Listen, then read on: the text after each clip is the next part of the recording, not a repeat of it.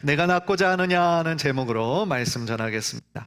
우리가 2월에 접어들면서 요한복음을 우리가 묵상하고 있는데요. 통독과는 또 다른 은혜가 있는 것 같습니다. 통독할 때는 좀 크게 이야기 중심으로 줄거리로 이렇게 넘어갔던 본문들이 이렇게 큐티로 구체적으로 읽다 보니까 그전에는 미처 보지 못했던 새로운 것들을 이렇게 보게 돼요. 그래서 참 하루하루 감사한 시간들을 보내고 있는데요. 먼저 요한복음을 이렇게 보면서 예수님과 만난 사람들이 많이 나오잖아요. 그런데 예수님과 만난 사람들의 공통점이 있어요. 그게 뭐냐면 그들의 삶에 큰 파장이 일어나고요, 그들의 삶의 변화들이 일어나기 시작한다는 거예요. 예수님을 우리가 인격적으로 만나면, 예수님과의 그 귀한 만남이 우리들의 삶에 있다면 변화가 시작되는 거예요. 그것을 요한복음은 우리들에게 가르쳐 주고 있습니다. 그래서 3장에 나오는 니고데모도 그랬고요, 4장에 나오는 사마리아 여인도 그랬고요, 또 4장 후반부에 나오는 그랬고요, 그들이 예수님을 만났을 때 그들의 삶에 큰 변화가 일어났다라는 것이죠. 그래서 그들이 예수님을 만나기 전에 가졌던 절박한 문제들이 예수님과의 만남을 통해 해결이 되고 그들의 삶에 새로운 시작점이 발생하게 되는 것이죠. 오늘 본문에 나온 38년 된 병자도 마찬가지입니다. 고통과 절망 가운데 있던 그를 예수님께서 만나 주셨어요. 그리고 그의 오래된 병을 고쳐주기를 원하셨어요. 따라서 오늘 본문을 통하여 나타난 예수님의 모습을, 우리가 믿는 예수님이 어떤 분이신지 말씀을 통하여 다시 한번 확인해 보면서 우리들의 마음에 하나님이 주시는 은혜와 사랑으로 가득 채워지는 복된 시간이 되었으면 좋겠습니다. 오늘 본문에서 첫 번째로 발견하는 것은 뭐냐면요, 우리 예수님은요, 절망의 자리에, 인간의 절망의 자리를 먼저 찾아오셨다라는 거예요. 오늘 본문의 시작은 유명한 얘기니까 여러분들 많이 아시죠? 예루살렘 양문 곁에 히브리 말로 베데스다라고 하는 그 연못에서 시작이 됩니다. 베데스다라는 이름이 원래 의미하는 뜻은요, 자비의 집이라는 뜻이 있었다고 그래요. 자비의 집. 그런데 실상은 그렇지 못했어요. 3절을 보면요, 베데스다 연못 주변에 있던 사람들의 면면이 나오는데 그 안에는 많은 병자들이 있었어요. 맹인들, 다리 저는 자들, 혈기 마른 자들이 누워 있었어요. 그들 중 많은 사람들은 자신의 힘으로는 거동할 수 없는 중병에 걸린 사람들이었습니다. 그런데 그들이 누워서 지금 한 가지를 기다리고 있는 거예요. 그게 뭐냐면 그 연못의 물이 움직일 때. 그런데 그때는 기약이 없어요. 언제 그렇게 될지 아무도 몰라요.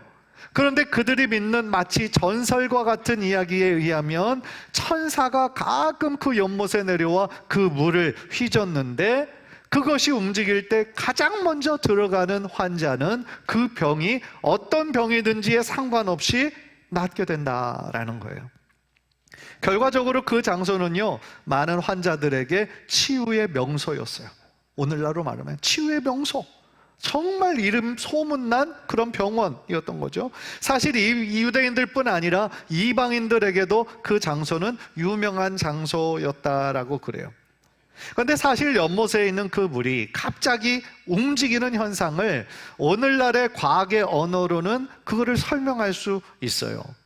아래에서 물이 끊임없이 솟아오르다가요, 어느 정도 물 속에 에너지가 쌓이게 되면 그 힘이 물 전체를 움직이는 현상이거든요. 그런데 그 사람들은 그 현상을 당연히 이성적으로 받아들이지 않았죠. 하나의 신앙으로 받아들였어요.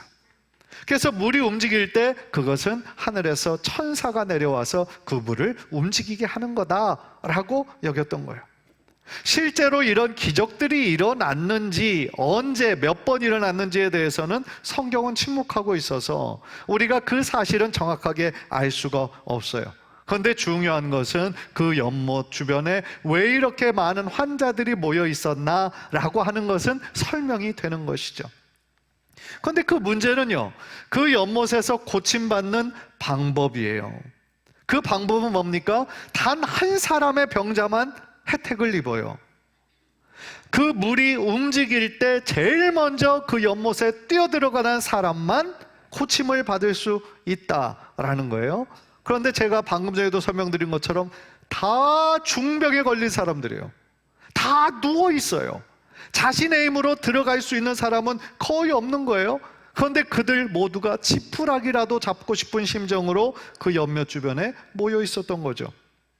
이런 상황 속에서 예수님은 많은 환자들 중에 한 사람을 주목하고 계셨어요.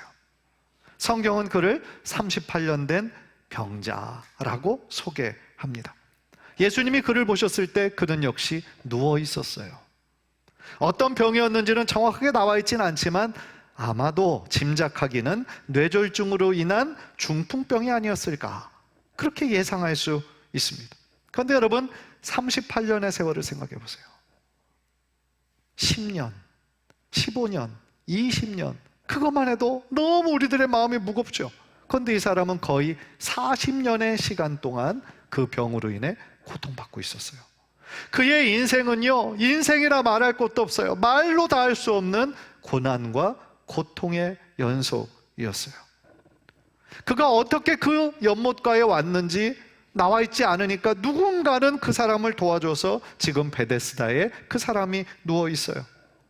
그런데 그가 하염없이 그 자리에 누워 있는 그 이유는 자신의 병을 고침받을 수 있는 유일한 기회였기 때문이죠.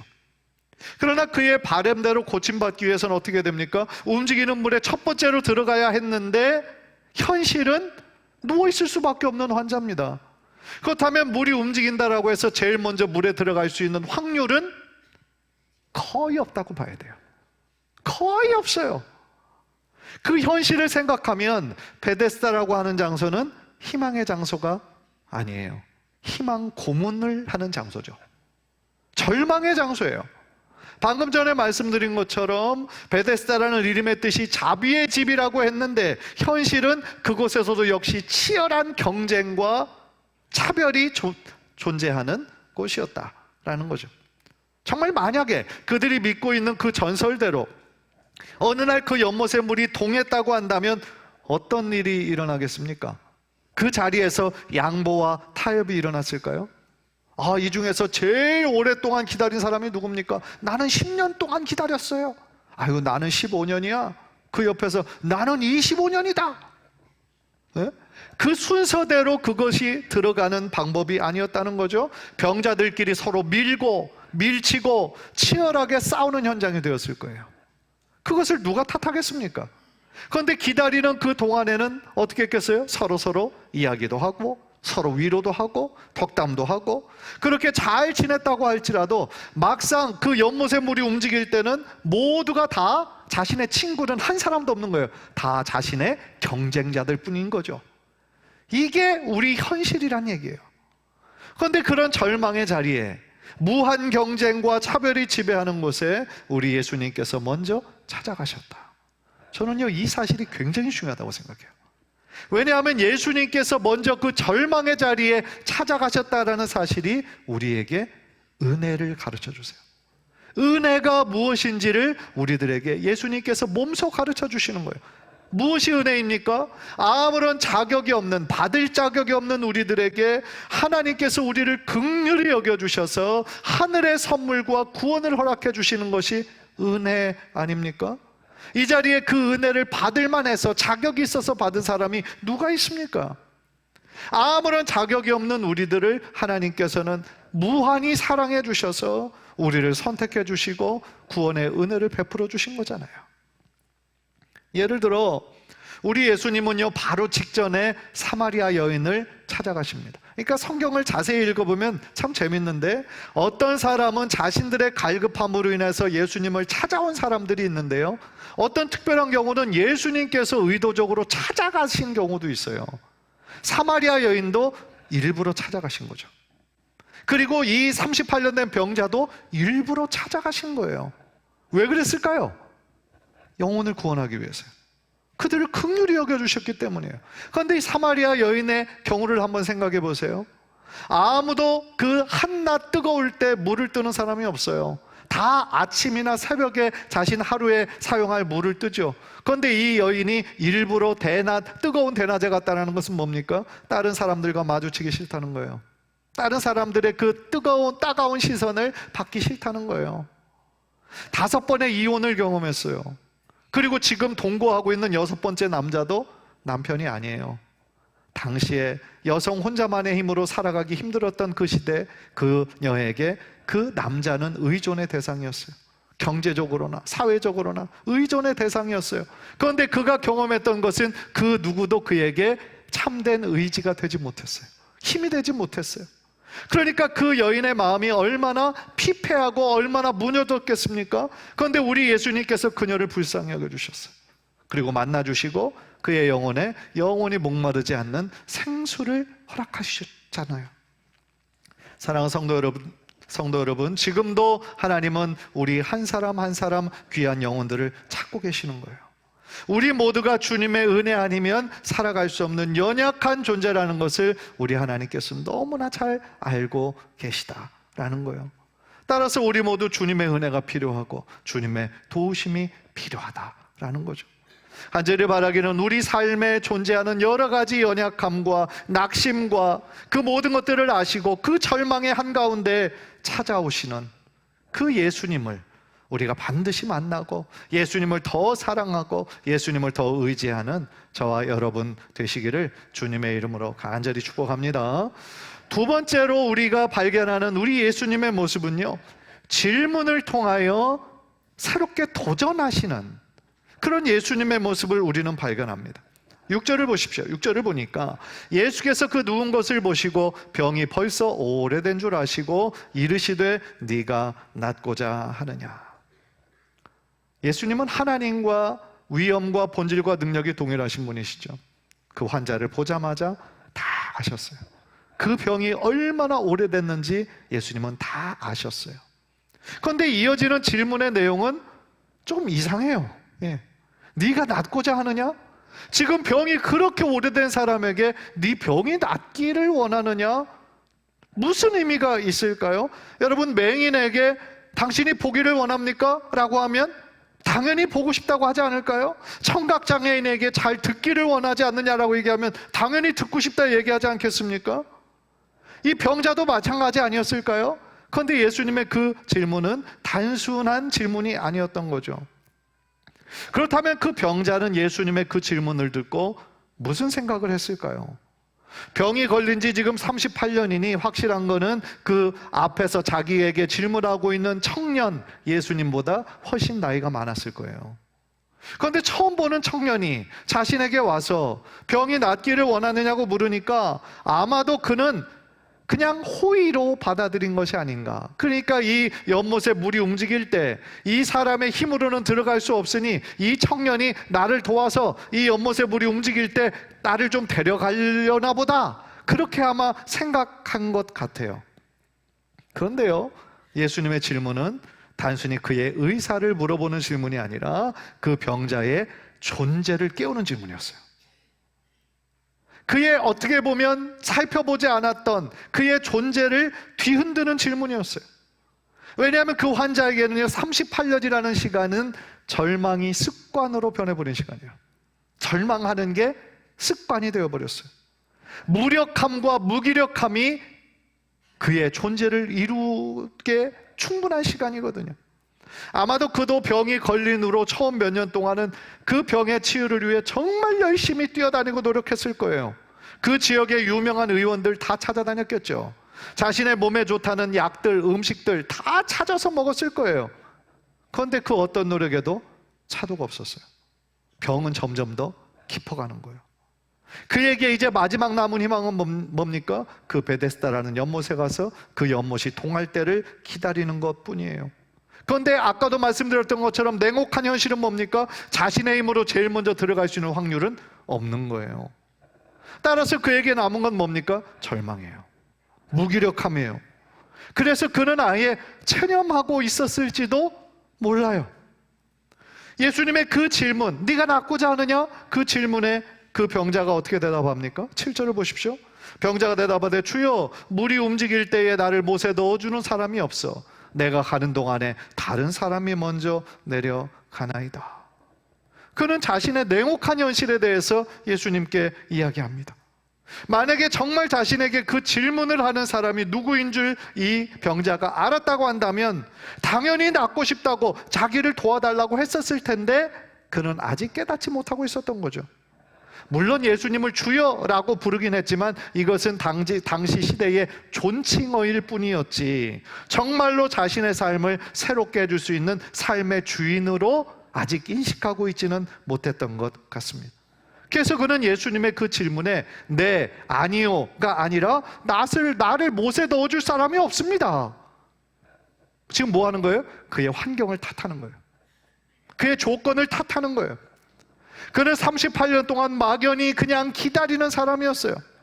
병만 가진 것이 아니라 자기 연민으로 체념을 함께 안고 있었던 무기력한 상태였다라는 거죠.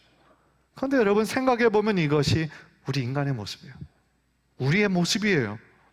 우리는 늘 어떤 환경과 조건을 탓하는 경향이 있어요.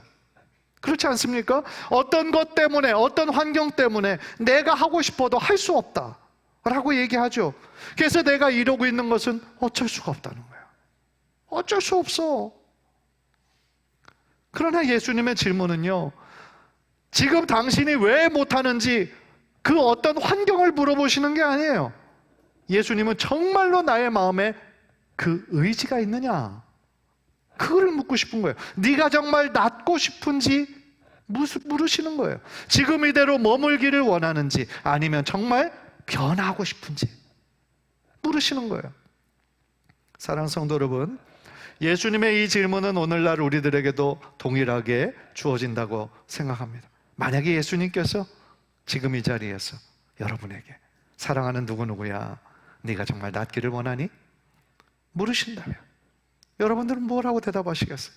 네가 정말로 변하기를 원하니? 네가 정말 오래된 그 죄의 습관에서 벗어나기를 원하니?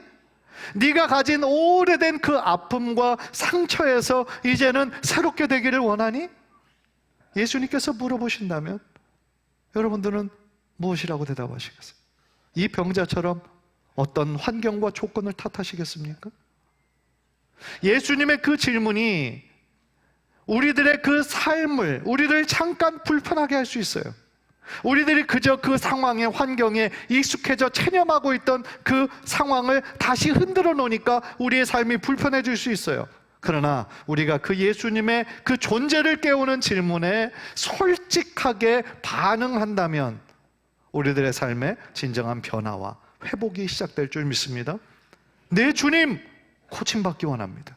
내 주님 변하기 원합니다. 내 주님 새롭게 되기를 원합니다. 그런 간절한 마음으로 주님 앞에 다시 한번 힘있게 나아가시는 우리 성도님들 되시기를 주님의 이름으로 간절히 축복합니다. 마지막으로 우리가 오늘 본문에서 깨닫는 이 영적 교훈은요, 그가 즉각적으로 순종했을 때 하나님의 놀라운 은혜의 역사를 경험하게 되었다는 거예요. 8절 9절 보세요. 8절 9절. 예수께서 이르시되 일어나 내 자리를 들고 걸어가라 하시니 그 사람이 곧 나와서 자리를 들고 걸어가니라. 이날은 안식일이니.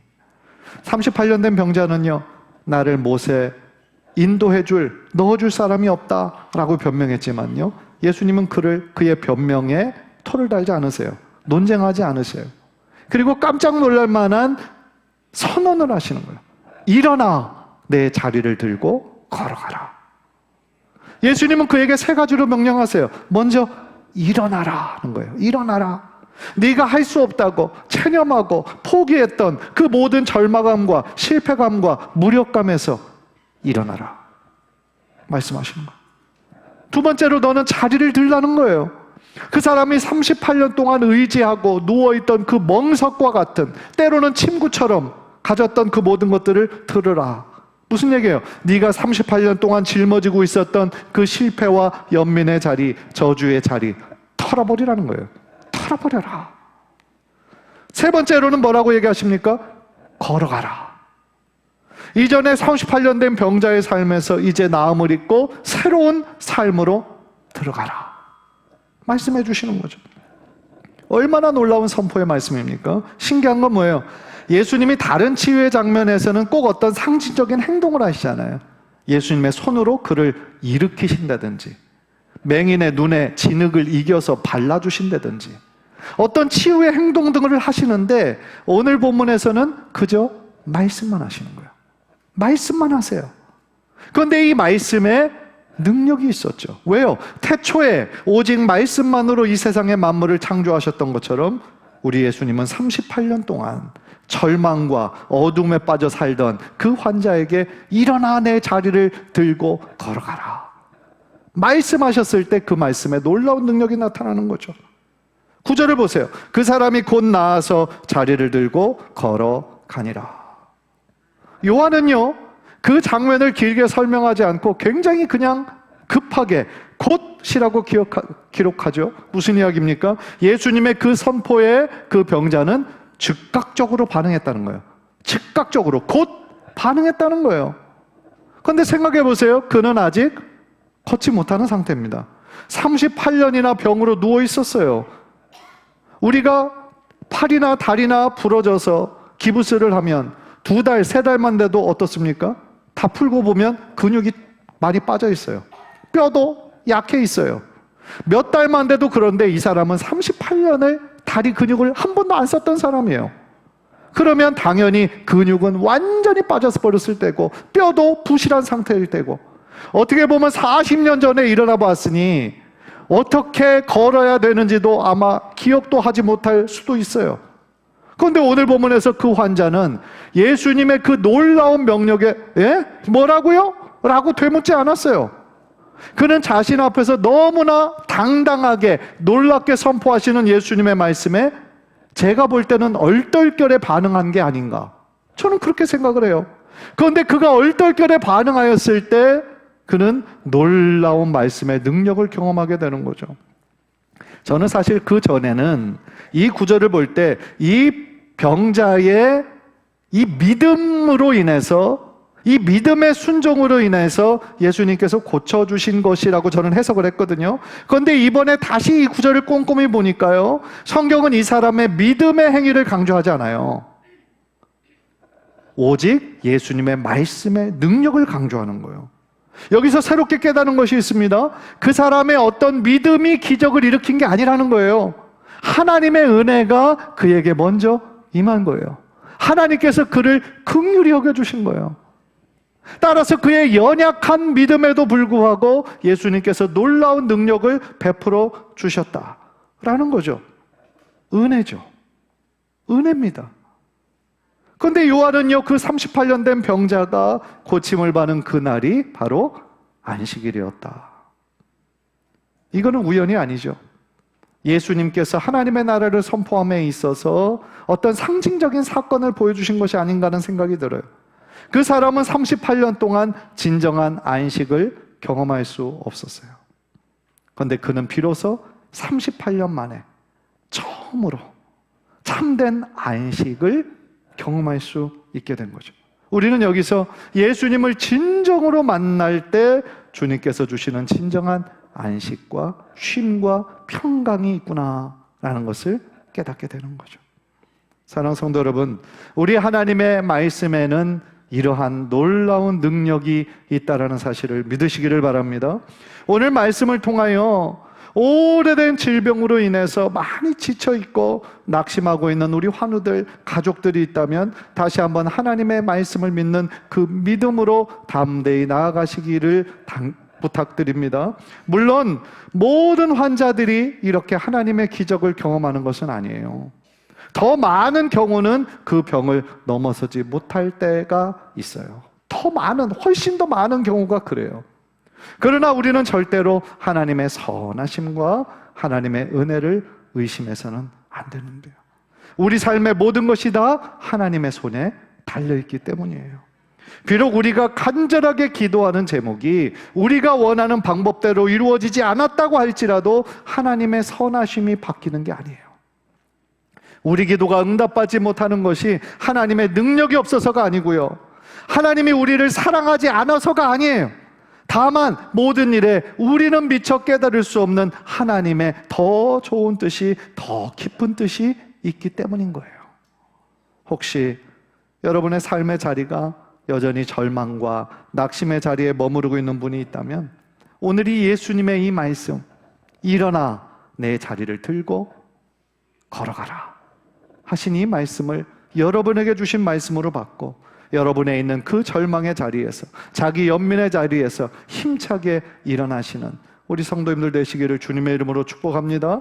물론 지금 있는 상황에서 이미 우리가 적응해서 그렇게 살아가고 있는데 변화한다라는 것은 쉽지 않아요. 두려운 일이에요. 그러나 나를 의지하지 말고, 지금까지 해왔는데 안 됐잖아, 실패했잖아, 나의 경험을 의지하지 말고 나를 지금도 도우시는 성령님을 다시 한번 의지하면서 새롭게 주님의 손을 붙잡고 새로운 삶으로 나아가는 귀한 성도님들 되시기를 주님의 이름으로 간절히 축복합니다. 기도하겠습니다.